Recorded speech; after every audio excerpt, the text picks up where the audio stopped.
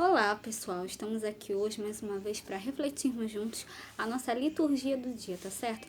E nesse sábado, nessa liturgia da memória de Santa Escolástica, o Senhor nos ensina o dever cristão de partir e repartir o pão com o espírito fraterno e como membros da família dos filhos de Deus, que nós possamos celebrar com fé. Então, a primeira leitura está em 1 Reis, capítulo 12, versículo 26 a 32, depois o capítulo 13, versículo 33 e 34. 1 Reis, capítulo 12, versículo 26 a 32 e depois o capítulo 13, versículo 13 a 34. E disse Jeroboão no seu coração: Agora tornará o reino à casa de Davi. Se esse povo subir para fazer sacrifícios na casa do Senhor em Jerusalém, o coração deste povo se tornará a seu senhor a Reoboão, rei de Judá. E me matarão e tornarão a Reoboão, rei de Judá. Pelo que o rei tomou o conselho e fez 2 bezerros de ouro. E lhes disse: Muito trabalho vos será ao subir a Jerusalém. Veis aqui teus deuses, ó Israel, que te fizeram subir da terra do Egito. E pôs um em Betel e colocou o outro em Dan. E este feito se tornou impecável.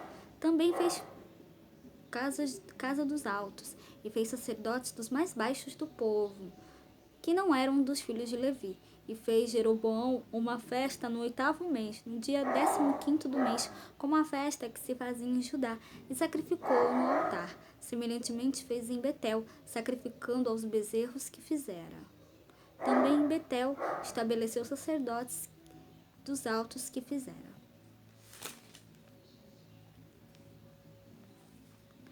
Depois destas coisas, Jeroboão não deixou o seu mau caminho. Antes dos mais baixos do povo, tornou a fazer sacerdotes dos lugares altos, a quem queria lhe encher a mão. E assim era um dos sacerdotes dos lugares altos. E isso foi causa de pecado à casa de Jeroboão, para destruí-la e extingui-la da terra. Então aqui, na primeira leitura, a gente vê, né, que Jeroboão fez 2 bezerros de ouro, né? E aqui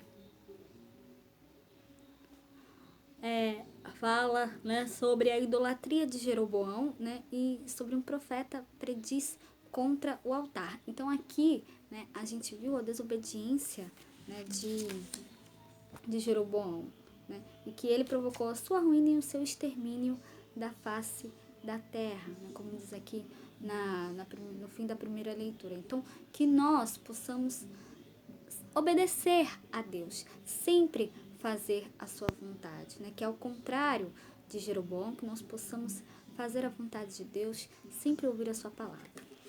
E agora, falando do Evangelho, hoje ele está em Marcos capítulo 8, versículo 1 a 10.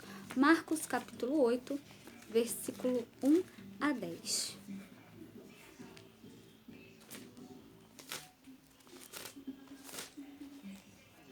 Naqueles dias, havendo muito grande multidão e não tendo que comer, Jesus chamou a si os seus discípulos e disse-lhes: Tenho compaixão da multidão, porque há já 3 dias que estão comigo e não têm que comer.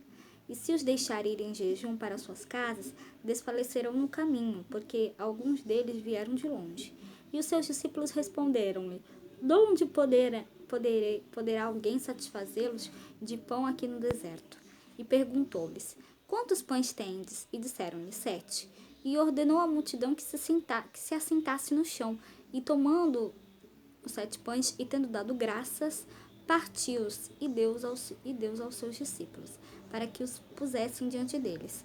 E puseram-nos diante da multidão. Tinham também uns poucos de peixinhos.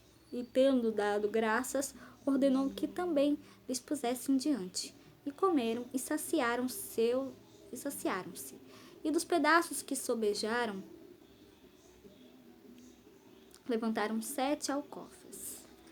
Então aqui, no Evangelho de hoje, são 2 narrativas de multiplicação dos pães no Evangelho de Marcos. No capítulo 6, versículo 30 a 44, e aqui no capítulo 8, versículo 1 a 10.